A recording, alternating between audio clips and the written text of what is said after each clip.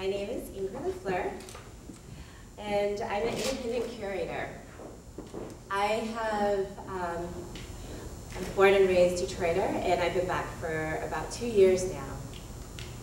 And in that time, my curatorial practice has completely changed and altered. And it's because I've realized living here that we are in such a special living in such a special moment right now, a magical moment. We have been given the gift to redefine our city, my beloved city. And I see this moment as an Afrofuturist moment, and I call that Afrotopia. So let me first explain what Afrofuturism is. It is an international arts movement that is multidisciplinary. And it's really about re-examining Black history and imagining the African diaspora in the future. The tools used to do this are science fiction and fantasy, magical realism. It involves technology, non-Western cosmology, ancient history. A good example of that is Sunra. And just so you know, these images are basically what inspire my curatorial practice. It's like a stream of consciousness. And they do make reference to a couple of Afrofuturist thoughts that I will get to in a minute. But Sunra, if you don't know him, he is a jazz musician, a godfather of Afrofuturism.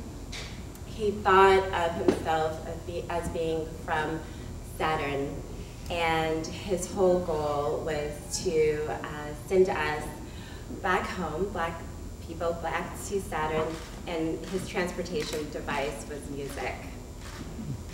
The term was coined in 1994 by cultural critic Mark Deary, and he was basically thinking about how science fiction should resonate with African Americans. He didn't know at the time that we were heavily involved in it, but he only knew of a few writers, and he questioned, why wouldn't more African Americans be involved with sci-fi when you think about themes like Stranger in a Strange Land, Aliens, and so on and so forth. I was first introduced to Afrofuturism in college by this amazing artist named Kevin Stipp, who's out of Atlanta. And it was then that I started learning about various mythologies. An example of that would be the Dogon, who basically told the story of Nomo, who is a fish-like creature from the star constellation Sirius. And he came to impart knowledge. And at that time, when a group of Europeans learned of this, they learned that we already knew about Sirius A, one of the stars, but then there was Sirius B and Sirius C, which we could not see with the naked eye. We didn't have, in the 1940s, the technology to even acknowledge that it was there. So here they are telling the story of a constellation that no one knew about, really. After that, I went to NYU, and I started hanging out with an archivist sound artist named Brett Crenshaw.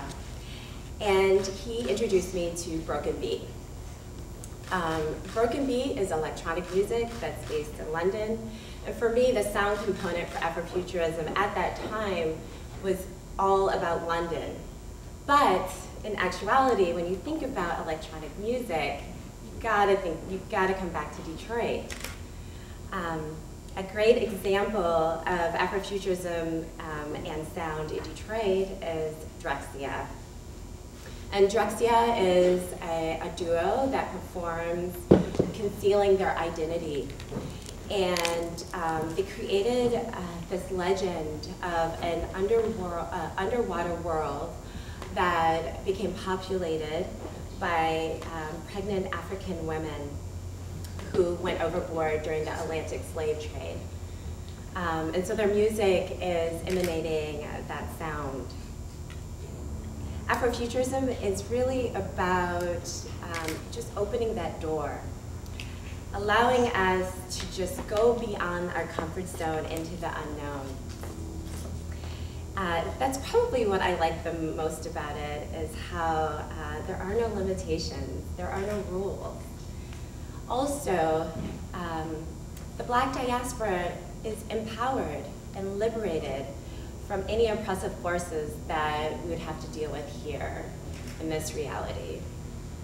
And that liberation gives that control of destiny, which I think is very applicable when we're thinking about our city and how we're moving forward. It also melts time onto itself. And I think this is an interesting point, because when we think about the future really is right now. We're crafting that future in every moment, in every breath, in this right now.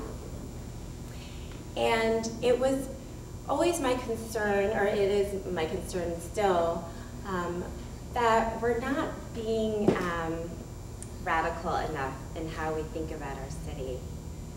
There is an artist, Boris Isaac Kangelis, who is from the Congo and creates these fantastical architectural models made from recycled materials.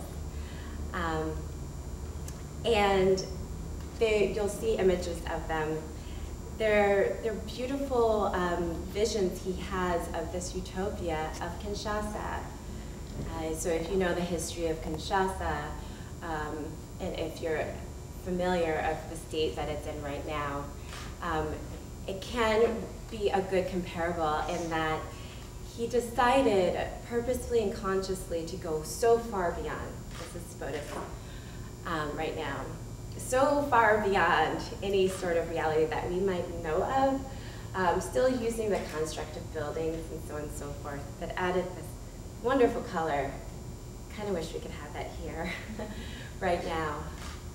So in Afrofuturism, an apocalypse, it doesn't end in the space being destroyed. It is not necessarily a negative thing, and in fact, it is an opportunity for transformation. So basically, after an apocalypse, you transform into something living and alive. It's fruitful. A good example of this is Octavia Butler has a series.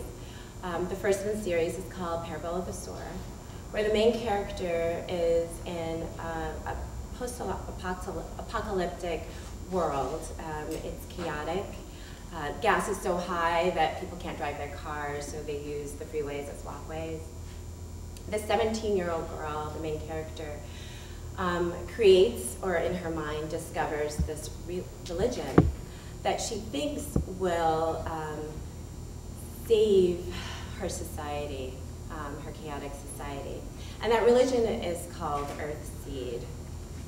And there's a book called the Book of the Living instead of the Book of the Dead.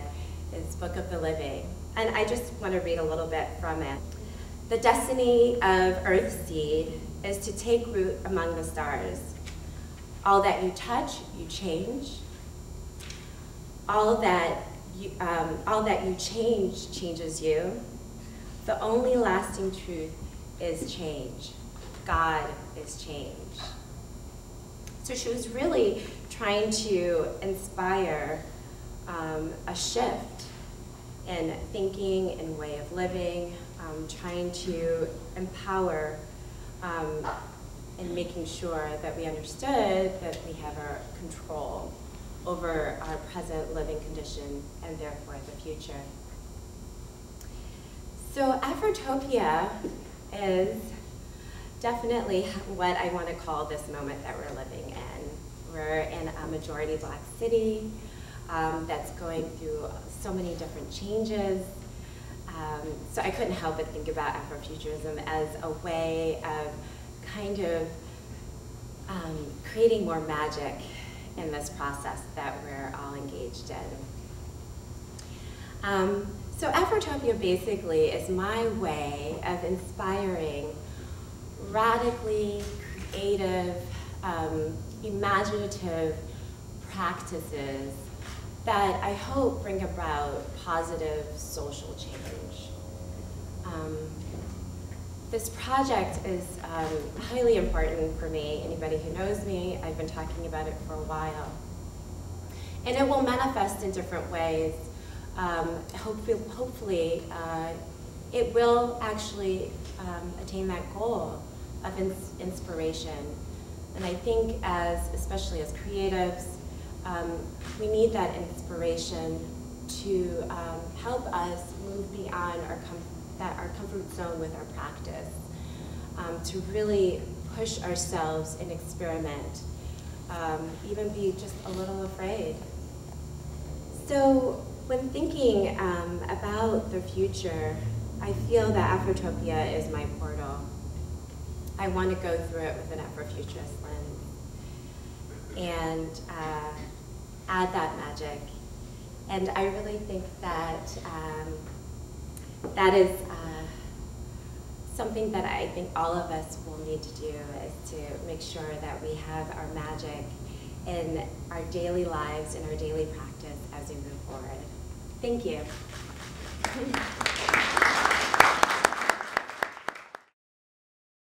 Okay, so there's a bunch of pale faces in here. How do we engage the portal? You're already engaged. You're already engaged. You're here. You're basically in the Africa of the United States. So it's an automatic. Afrofuturism is not, it doesn't exclude.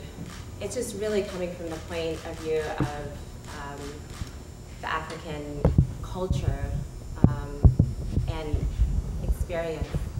But at the same time, as a Black American, there's no way that I can talk about my experience or even think about my future without including all the other cultures and races that make up the United States. I really think that all the themes that I've discussed can be applicable to anyone and everyone.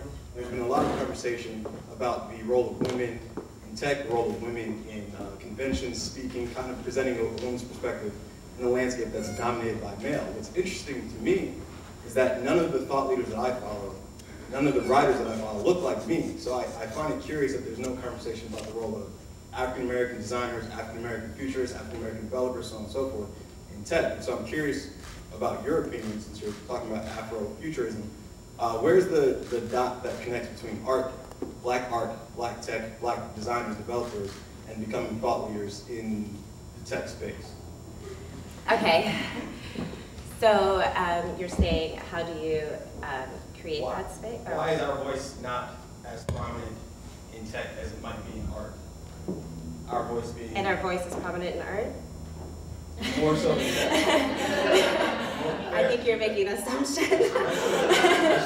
I mean, in Detroit, the art world is majority white.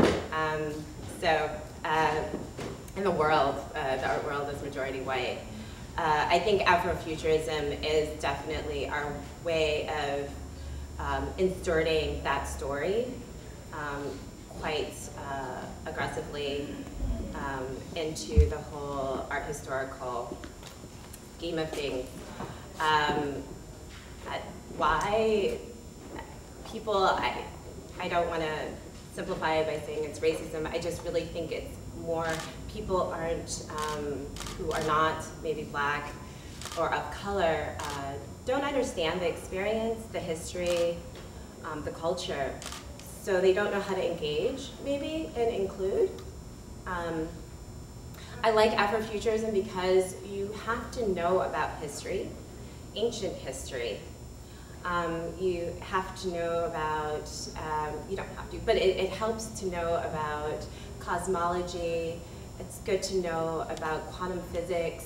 There's all these elements to it, but but when really, you know, with Afrofuturism, it's really interesting because you learn about things that you might not hear about in school, or the average person's not going to talk to you about the Dogon.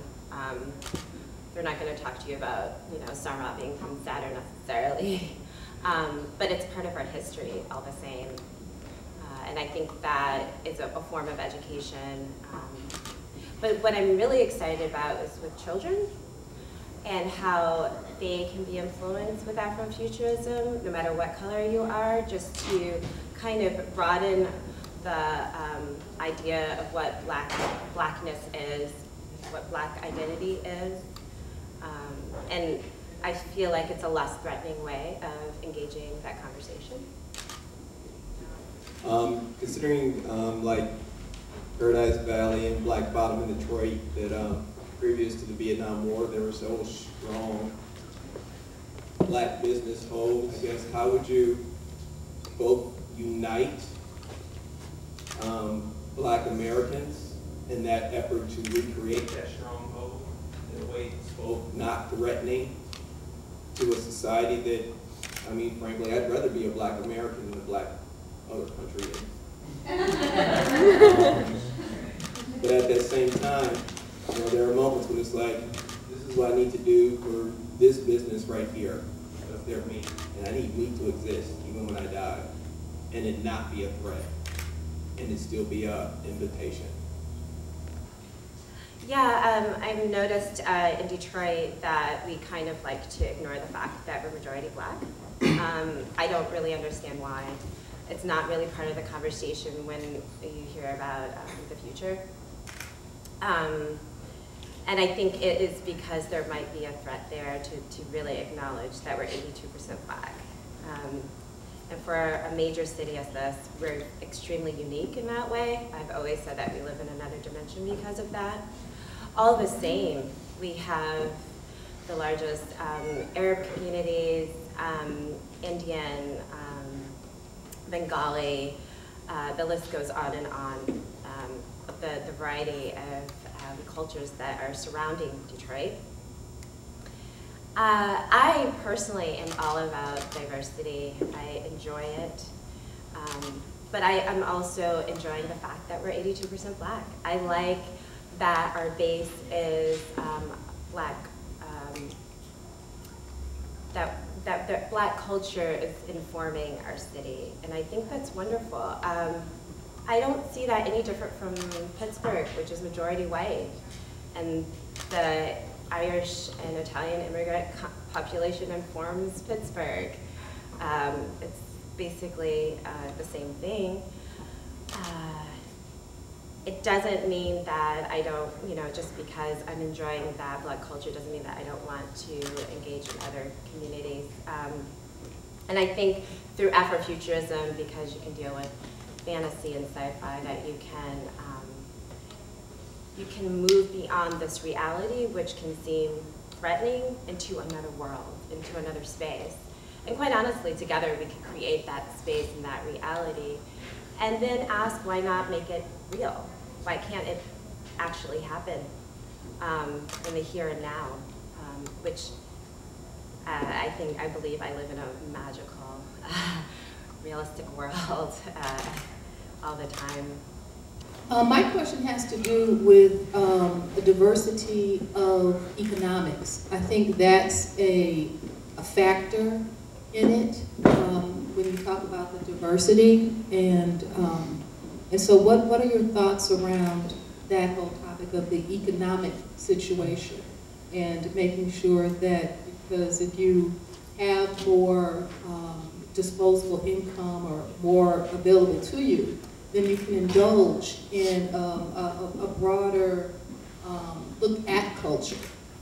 The fact that you can travel beyond where we are now serves as an appreciation to what we have. Because if you don't know how unique it is, you know how unique it is because you've gone beyond the boundaries of this city.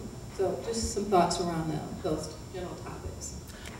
I don't think that you need to have disposable income to think about culture and to go beyond your current reality.